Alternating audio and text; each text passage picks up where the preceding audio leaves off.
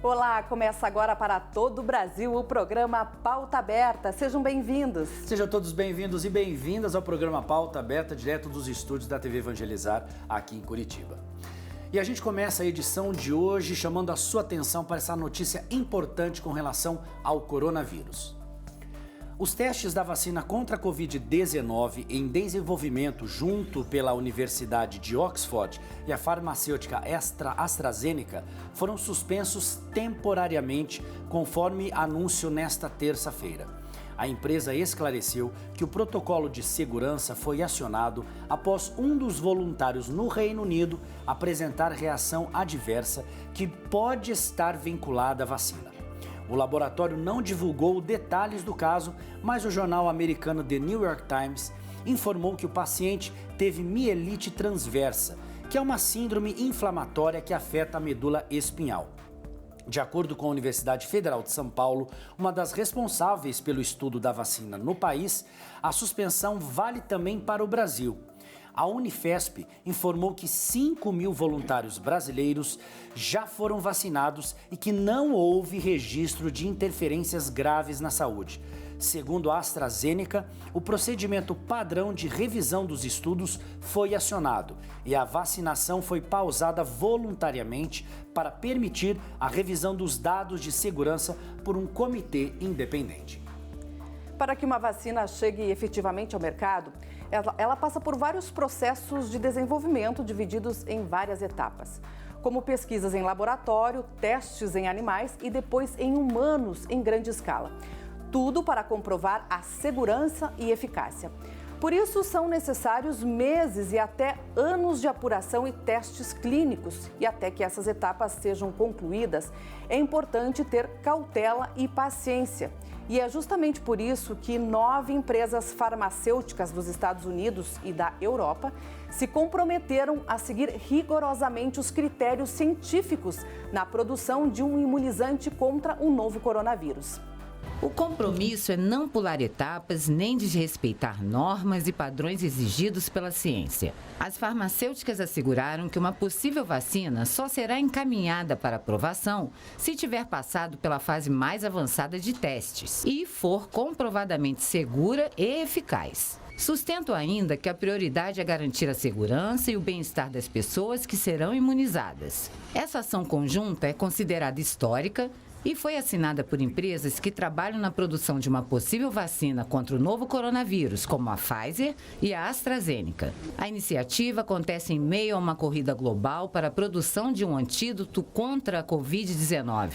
É nele que muitos depositam a esperança de uma solução para conter a pandemia. A expectativa da Organização Mundial da Saúde é de que a vacina contra a Covid-19 chegue à população mundial somente em 2021. A entidade se diz otimista e reforça que cada um deve redobrar as medidas de segurança para conter a disseminação do vírus. E a gente continua falando do coronavírus. A Agência Nacional Espacial Americana, NASA, desenvolveu um respirador e deu autorização para 2 empresas produzirem esse respirador aqui no Brasil. Essas 2 licenças americanas já foram autorizadas pela Anvisa, Agência Nacional de Vigilância Sanitária, e já estão em fase de produção.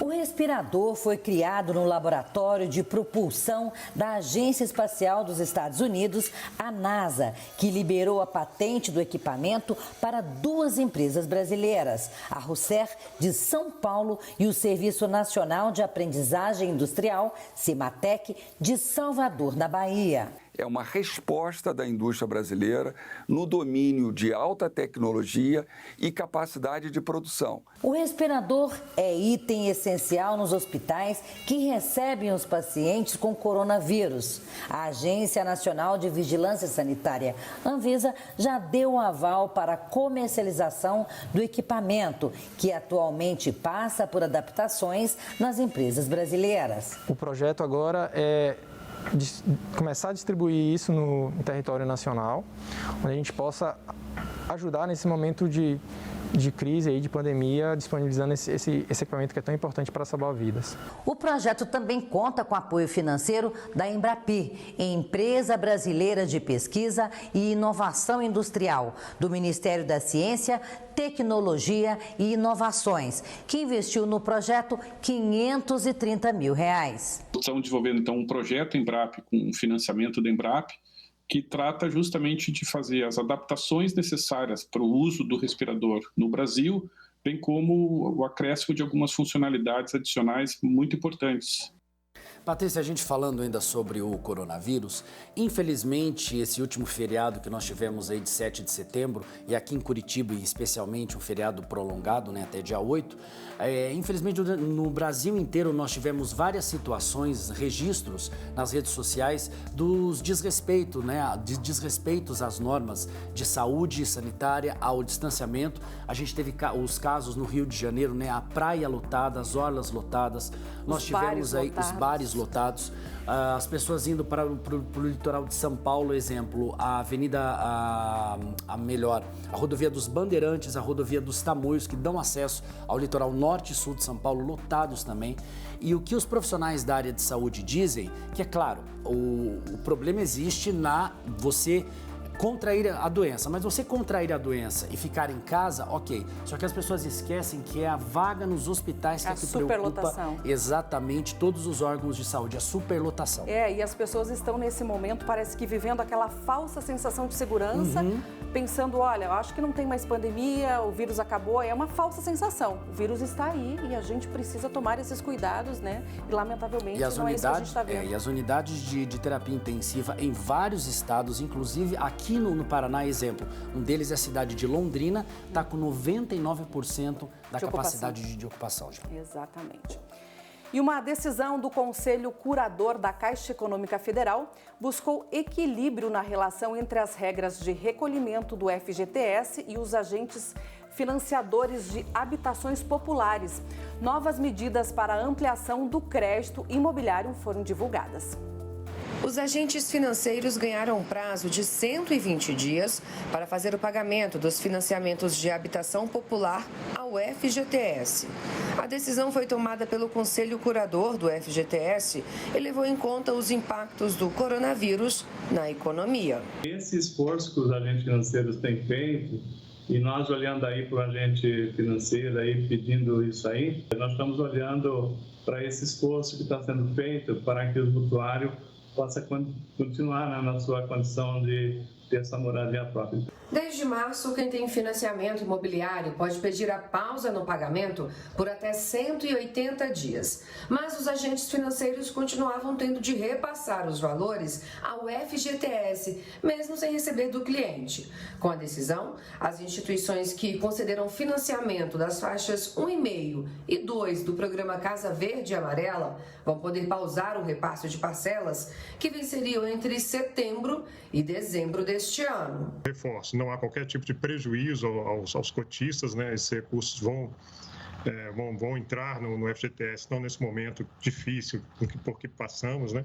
Mas no futuro e totalmente atualizado, então não há qualquer prejuízo aí financeiro. E a gente continua falando de economia. Você, consumidor que vai ao mercado, já deve ter percebido que os produtos da cesta básica aumentaram. Agora, um produto que elevou, que puxou esse aumento foi o arroz. A justificativa? A pandemia. O que o consumidor já percebeu na prática, o Diese confirmou por pesquisa. A comida está mais cara na maior parte do país. Entre as 17 capitais pesquisadas, 13 tiveram aumento nos preços da cesta básica em agosto. Mas é o preço do tradicional saco de 5 quilos de arroz que vem causando apreensão em consumidores, produtores e autoridades. O grão subiu 6,31% na média nacional, segundo o Diese. E já não é difícil achar o arroz nos mercados, custando acima de R$ 25. De acordo com a Associação Brasileira dos Produtores de Arroz, os motivos para isso são vários. A pandemia de Covid-19 provocou aumento da demanda pelo produto em todo o mundo e alguns países fecharam as exportações para garantir o abastecimento interno. O Brasil importa boa parte do arroz que consome do Mercosul e a subida do dólar tornou a compra ainda mais cara. E além disso, o frete também subiu. A indústria compõe apenas um elo de toda uma cadeia produtiva que, como qualquer outra, está sujeita à lei da oferta e demanda e às oscilações do preço internacional de câmbio, logística e restrição da oferta de matéria-prima, explicou a AB Arroz por meio de nota pública. O governo federal afirmou que está acompanhando a alta no preço dos alimentos e descartou o tabelamento dos produtos. De acordo com a Federação Nacional do Comércio, o endividamento das pessoas aumentou no mês de agosto. Bom, a equipe da TV Evangelizar na cidade de Maringá, que fica no noroeste do Paraná, foi às ruas para saber como está a situação financeira, a saúde financeira das pessoas. E olha, as respostas não são nada animadoras. O percentual de famílias endividadas e inadimplentes aumentou no mês de agosto deste ano. É o que diz a Confederação Nacional do Comércio de Bens, Serviços e Turismo, a CNC. De acordo com dados divulgados no início do mês de setembro, em agosto, o endividamento atingiu 67,5% das famílias brasileiras. Em julho, o percentual era de 67,4% e em agosto do ano passado, 64,8%. Já a inadimplência chegou a 26,7% das famílias. Em julho, o número era 26,3% e em agosto do ano passado, 24,3%. Existe uma diferença entre endividamento e inadimplência. O endividamento, praticamente 100% das famílias ou das pessoas tem um grau de endividamento, uns mais, outros menos. Existem os endividamentos que são mais saudáveis e aí você vai partindo para uns endividamentos que comprometem toda a sua renda, e isso é perigoso. E a inadimplência é quando você deixa de pagar esse endividamento, quando você tem esse compromisso com o passivo que você tem no futuro para pagar, você vai, na data de vencimento, você para de pagar. Outro dado que chama a atenção é que no mês passado, 12,1% das famílias afirmaram que não têm condições de arcar com seus compromissos. Em julho deste ano, o percentual era de 12% e em agosto do ano passado, 9,5%. Muitas pessoas perderam o emprego, então de imediato perderam totalmente a renda. E aí, se você não tem uma reserva para que isso supra essa necessidade, com certeza isso vai afetar. Nas ruas da cidade, os reflexos da pandemia são claros. Desemprego, redução de jornada e salários e mudança de hábitos de consumo. Minha vida financeira depois da pandemia virou um tendel. Conta atrasada. Tá muito difícil para todo mundo, né? As coisas não estão fáceis. A gente vai gastando e não entra a renda, né? Que nem eu já fiquei desempregado com esse negócio da epidemia aí, né? Então é coisas que acontecem na vida da gente, né? Teve redução de salário? Tive.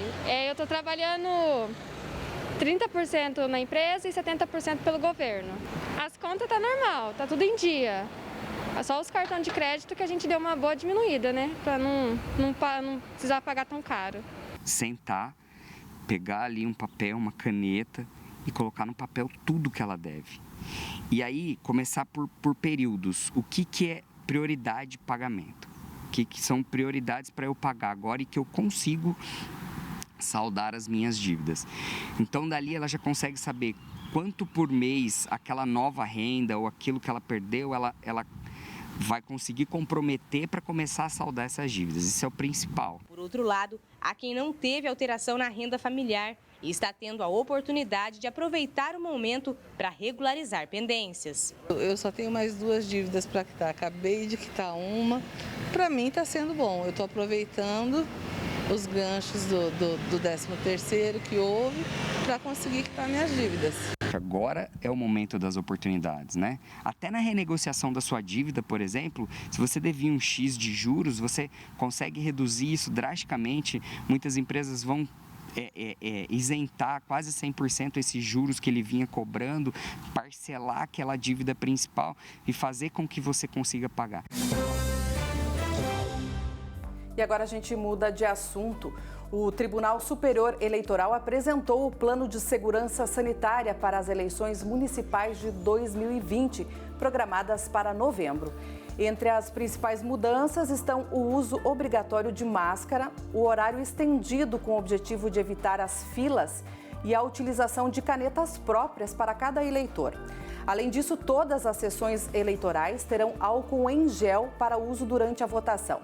Os mesários também receberão máscara e álcool em gel para proteção individual.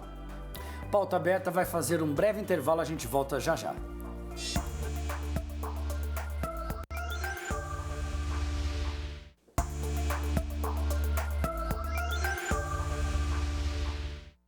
Na edição de ontem do programa Pauta Aberta, nós falamos aqui do aumento do caso de depressão e ansiedade entre os adultos nessa época de pandemia. Agora, um público que também tem sido afetado muito com relação a essa época de pandemia são os jovens e adolescentes. Aumentou muito também os casos de depressão nessa faixa etária. Então, se você tem jovem ou adolescente dentro de casa, convido você a prestar muito bem atenção nessa reportagem. Ser adolescente não é fácil. Nesse período de pandemia, então, parece ainda mais complicado. As emoções estão à flor da pele. Eu me senti um pouco deprimido por causa do estudo, que dificultou muito não poder mais participar da aula presencial e você não poder ver muitas vezes os professores e as pessoas que estão lá junto com você sempre no dia a dia. Eu procuro pensar positivo, pensar que as coisas vão passar, alguma hora isso tudo vai melhorar, vai voltar tudo ao normal e o que fazer? Procurar fazer coisas novas, fazer alguma coisa que faça bem para nossa mente. A gente fica meio preocupado que não sabe quando vai acabar, o que tem que fazer, se dá para começar a fazer planos, né? Porque todos os nossos planos foram embora no começo dessa pandemia, né? Agora a gente tem que estabelecer outros planos, né? Tô bem ansiosa, não dá para saber como é que vão ser as coisas, tá tudo muito diferente. Não dá mais para sair de casa, não dá mais para ver os amigos. É bem desconfortável não saber como é que vai ser as coisas no futuro. Ficar dentro de casa, a gente fica só pensando em besteiras e a gente fica louco. Nesse momento eu tenho me resguardado para estudar bastante, ler e me aprofundar em coisas que eu não me aprofundava antes, que eu achei importante para mim. Na minha profissão, é claro, né? E tenho buscado mais a Deus nesse momento tão difícil. Eu já tinha ansiedade antes da pandemia, então só foi piorando, digamos assim, porque a incerteza das coisas e saber que essa é a nova realidade e tudo mais, e que agora a gente tem que achar maneiras de se distrair do jeito que tá as coisas, porque vai ser assim daqui em diante. Eu desenho, converso com meus amigos, faço terapia, saio para caminhar, às vezes andar na praça, sabe?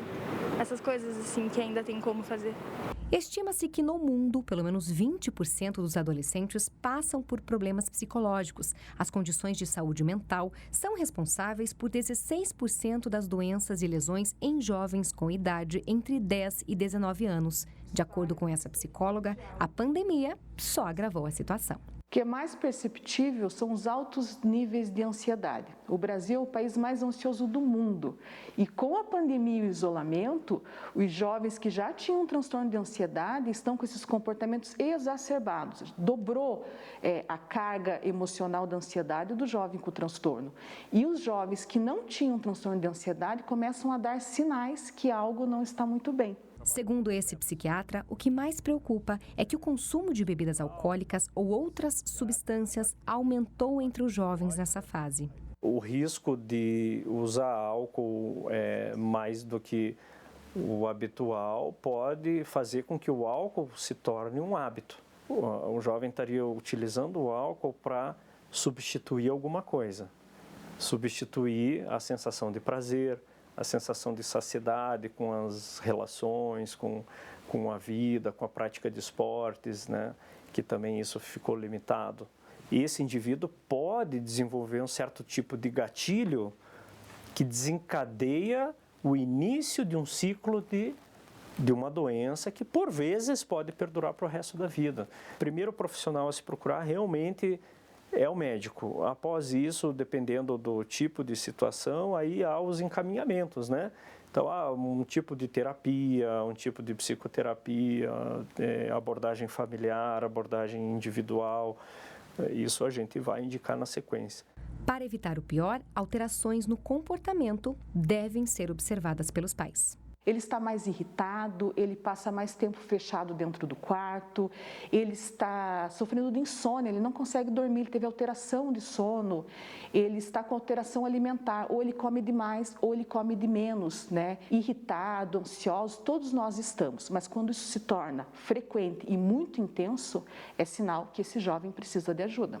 Então, nós temos que buscar alternativas de encontro em família, de reuniões em família, atividades, jogos, para canalizar essas emoções negativas que todos nós estamos sentindo. Um outro ponto muito importante é a rotina. Então, assim, a rotina é primordial para o adulto, mas é também primordial para o jovem adulto e para o adolescente. Nós precisamos ter essa sensação que a nossa vida continua avançando.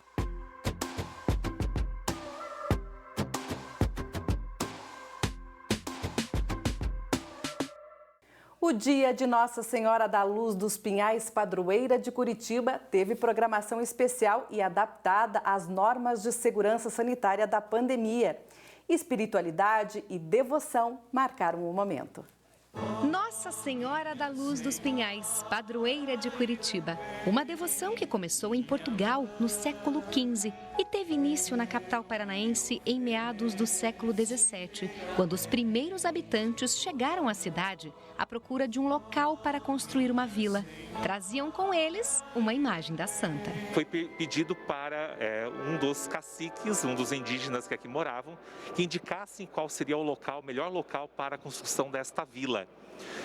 E também conta a história que a imagem de Nossa Senhora da Luz, ela sempre, de manhã cedo, amanhecia voltada para a região que hoje é a Praça Tiradentes de Curitiba. Os colonizadores então se mudaram para o local e construíram uma capela dedicada à santa, onde hoje é a Catedral Basílica de Curitiba. O título dos Pinhais tem relação com o que eles encontraram por aqui. Em Curitiba, ela recebeu assim, um adjetivo a mais, que é dos pinhais, devido ao próprio nome Coritiba, dos muitos pinheiros, dos pinheirais ou das araucárias. Então, em Curitiba, um título próprio da cidade, desta região, esse título de Nossa Senhora da Luz dos Pinhais. E é claro que no dia dela não faltaram homenagens. Os sinos da catedral ressoaram ao meio-dia. Depois, teve a Santa Missa celebrada por Dom José Antônio Peruso, arcebispo metropolitano de Curitiba, transmitida para todo o Brasil pela TV Evangelizar. Muito mais do que em outros tempos, precisamos olhar para a Mãe Nossa Senhora da Luz e contar com sua solidariedade intercessora e pedir que a pandemia passe, porque nós temos um bem imenso a oferecer a quem precisa de Deus e dos irmãos. Neste ano, as comemorações foram diferentes por causa da pandemia. Não houve a tradicional procissão que reúne milhares de fiéis. Na catedral, só foi permitida a presença de alguns convidados. O que se observou nestes últimos meses é que cresceu a religiosidade da nossa gente. Seria melhor ainda se tivesse crescido também a fé, e eu acredito que cresceu também a fé. A religiosidade é buscar uma força divina, mas a experiência de fé é, nas situações de fragilidade, perceber que há uma força maior do que a nossa que está a nos sustentar. É isso que a festa deste ano está a nos mostrar. Autoridades também estiveram presentes e participaram da cerimônia de coroação de Nossa Senhora da Luz dos Pinhais. Lamentavelmente, numa situação muito difícil dessa pandemia, mas nós, católicos, não podemos deixar de fazer uma homenagem à Nossa Senhora da Luz dos Pinhais, a nossa padroeira, que dá a luz à nossa cidade, ao nosso povo do Paraná. Esse momento para nós católicos é muito importante, junto com o Dom Peruso aqui, celebrar esse dia tão belo, dia 8, comemorando a Nossa Senhora da Luz dos Pinhais. Nos momentos de fragilidade, todos nós, de alguma maneira, somos movidos a buscar alguma outra verdade maior do que nós mesmos. E no caso de Nossa Senhora da Luz, esta verdade tem configuração feminina e materna. E aqui entra, então, as expressões de celebração, de busca, de manifestação de apreço. É também um grito de esperança, porque assim como cremos, também sentimos a dor da pandemia a estar todos os dias à nossa espreita. Oh, minha Senhora e também minha mãe, eu me ofereço inteiramente todo a vós. E o programa Pauta Aberta de hoje fica por aqui. Agradecemos mais uma vez o seu carinho e a sua atenção. Você pode rever este programa e as reportagens que foram exibidas aqui no Pauta Aberta no nosso canal no YouTube. O endereço está aparecendo aí na sua tela. Fique bem, fique em paz. Tchau. Tchau, tchau.